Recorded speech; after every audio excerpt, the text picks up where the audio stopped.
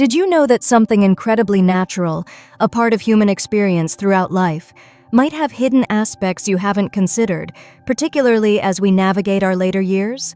We're talking about self-pleasure, about masturbation.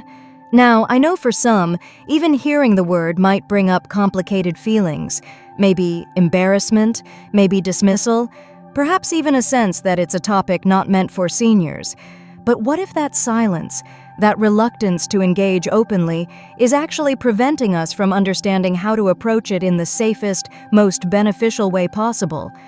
Just like we discussed with vitamins, how something seemingly helpful can have hidden downsides if not approached correctly, the same principle applies here. This isn't about advocating for or against it. It's about acknowledging its reality for many and ensuring that if it is part of your life, you're doing it in a way that truly supports your health and well-being, not inadvertently undermining it. Before we dive deeper, I want to get a sense of where you stand right now. No judgment, just honesty.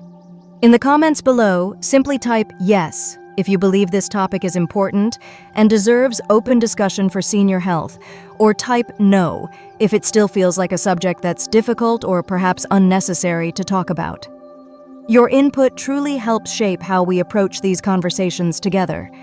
Please take a moment and share that one word, yes or no. You might be thinking, it's a private matter, why make it complicated? And you're right, it is private.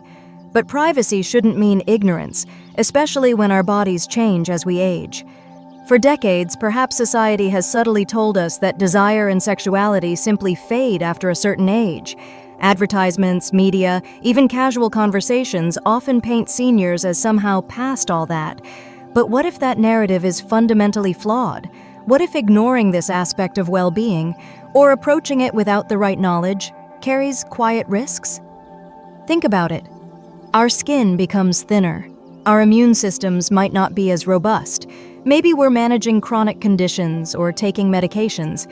These aren't reasons to stop living fully, but they are reasons to be smarter, more informed. It's not just about physical risks either. There's an emotional component. Feeling disconnected from your own body or feeling shame about natural urges can chip away at self-esteem and overall mental health. Some research, like findings hinted at in journals focusing on sexual health, suggests that maintaining sexual activity, including self-pleasuring, is linked to positive outcomes, lower stress, better mood, maybe even cognitive benefits. But, and this is crucial, only if done safely. So let's reframe this. This isn't just about pleasure. It's about informed self-care. It's about understanding potential pitfalls you might not have considered. Are you sure you're approaching this aspect of your life with the awareness it requires in your golden years? Let's break down some key areas where a little knowledge can make a big difference, much like understanding which vitamins might not be serving you well. Area number 1. Hygiene. The first line of defense. You might be underestimating. All right, let's get practical. Hygiene seems obvious, right? Wash your hands. But are you being thorough enough? As we age, seemingly small oversights can lead to unexpected problems. Our immune response might be slower, making us more susceptible to infections like UTIs, urinary tract infections, or skin irritations. Think about it this way. Ignoring meticulous hygiene here is like taking a supplement without reading the label. You might be introducing something harmful without realizing it. So first, your hands. We're not talking a quick rinse. Warm water, mild, unscented soap, and really take the time, at least 20 seconds, getting between fingers and under nails. Studies often emphasize hand washing as a cornerstone of infection prevention in all areas of health, and this is no exception. But it goes beyond just your hands. If you use any kind of toy or aid, are you cleaning it properly before and after every single use? Warm water and gentle, unscented soap are key, and letting it air dry completely is non-negotiable. Why? Because bacteria thrive in moist environments. You wouldn't reuse a utensil without washing it. The same principle applies here tenfold. Rushing this step could quietly be setting the stage for irritation or infection down the line. And here's something easily overlooked: fingernails. As skin naturally thins with age, it becomes much more delicate. Even slightly long or jagged nails can cause microscopic tears you might not even notice initially, creating entry points for bacteria. Keeping nails trimmed short and filed smooth isn't just cosmetic, it's a genuine safety measure. Ask yourself honestly, are you consistently following all these steps every time? It's easy to get complacent, but viewing hygiene not as a chore, but as a fundamental act of self-respect and health preservation can shift your perspective. It's the foundation upon which safe enjoyment is built. What's one hygiene habit you already practice diligently in other areas of your life? Share it in the comments. Maybe it'll inspire someone else. Area number 2. Comfort isn't just nice, it's necessary. Ignoring it can backfire. Now, let's talk about comfort. This isn't just about feeling cozy, it's about preventing strain and potential injury. Our bodies change. Joints might be stiffer, arthritis could be a factor, maybe certain positions just don't work anymore. Pushing through pain or discomfort isn't a sign of resilience here. It could actually lead to muscle strain, aggravate existing conditions, or simply create a negative association. Think of it like exercise. You wouldn't lift weights in a way that causes sharp pain, right? The same applies here. Find positions that genuinely feel supportive and relaxing. Use pillows, lots of them, to support your back, hips, or knees. There's no award for contorting yourself into an awkward position. The goal is ease and pleasure, not an endurance test. Some studies looking at sexual behavior suggest comfort is directly linked to satisfaction. It makes sense, doesn't it? And crucially, lubrication. This is perhaps one of the most important considerations, especially for women experiencing vaginal dryness due to hormonal shifts, a very common part of aging, but also relevant for anyone experiencing skin sensitivity. Friction on delicate, dry skin isn't just uncomfortable. It can lead to chafing, irritation, or even those tiny tears we mentioned. Don't just grab any old moisturizer. Opt for a high-quality, water-based lubricant specifically designed for intimate use. Why water-based? Silicone-based lubes can degrade silicone toys, and oil-based ones can potentially increase infection risk or stain fabrics. Look for products without fragrances, flavors, or parabens, as these additives can be irritating. Think of lubricant not as an extra, but as essential protective gear for your skin. Also, listen to your body's pacing. If your hands get tired or joints start to ache, pause, rest. There's no rush.